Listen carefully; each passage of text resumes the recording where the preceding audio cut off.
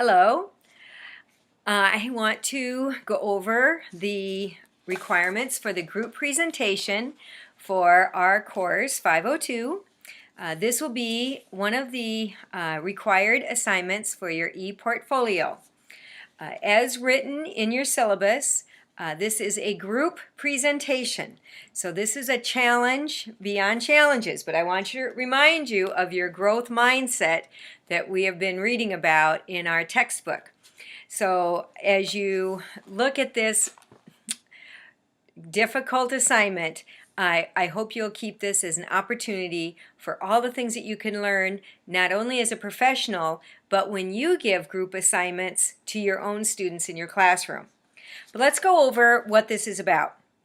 You're going to be working with 3 or 4 others in this course, and you're going to prepare a presentation. There's no paper required, but you're going to prepare a presentation on one of the topics from our other text, Taking Sides.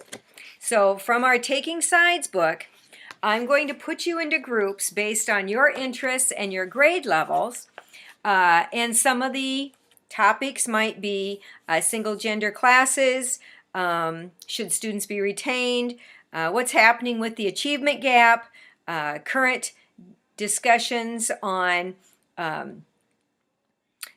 students using digital tools. Is that required now for their learning?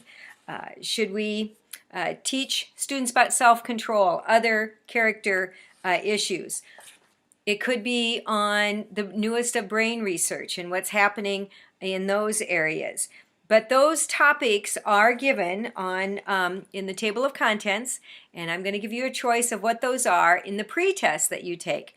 And then I'll generate those groups.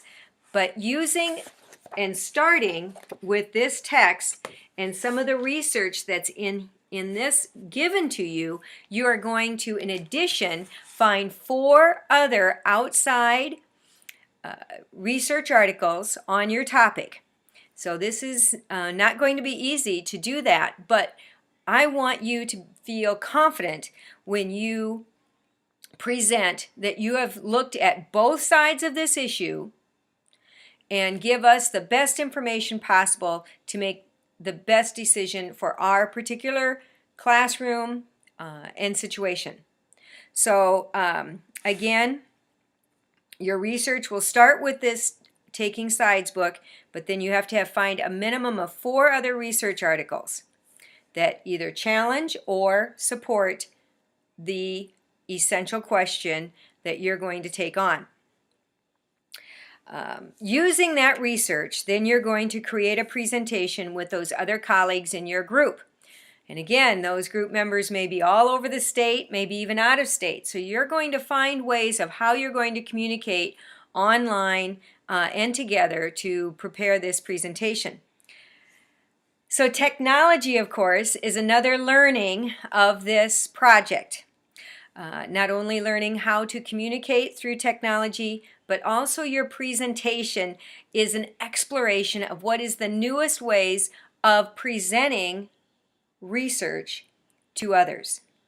In the past, some of these presentations have been prepared that would be excellent for school boards or for professional development or maybe just your department teachers. So the presentation needs to be very professionally done. I will not give you creativity points if you use a PowerPoint. Let's go beyond the PowerPoint and find new research ways, research new ways in technology to do a presentation. Quite commonly, people are using a Prezi now. I'm looking beyond even maybe a Prezi in how you can formulate and put this together. Of course, I encourage the use of short videos or other medias to put into your presentation. The presentation does not have to last hours. I think a maximum of 20 minutes is going to catch somebody's attention. Certainly documentation at the end of your presentation is required, and it needs to be in the form of APA. So all your research somewhere in the presentation has to list those APA, in APA format, all the resources that you used. I know you'll have more questions. That's what I'm here for. Please don't hesitate to email me. I'll get back to you as soon as I can to answer your questions. I am really not comfortable of giving you an example. I find that in the past, if I do that, then everybody does it just like the example. Use your creativity. I was recently shown Bloom's taxonomy and looking at it in the opposite direction. Instead of an upward triangle, looking at it in the other way. And that's what I want this to be. We're going to start with creating, researching, analyzing. Then you're going to apply it so that we understand it and that we can then use it in our classrooms. So if you're not familiar with Bloom's taxonomy, I also challenge you to look into that research and the new Bloom's taxonomy. So I hope that this has explained this project even more and that you are as excited as I am to see what you all come up with.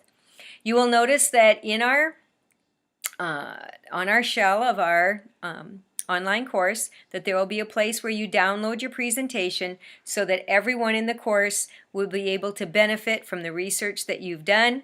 They will have an opportunity to evaluate your project.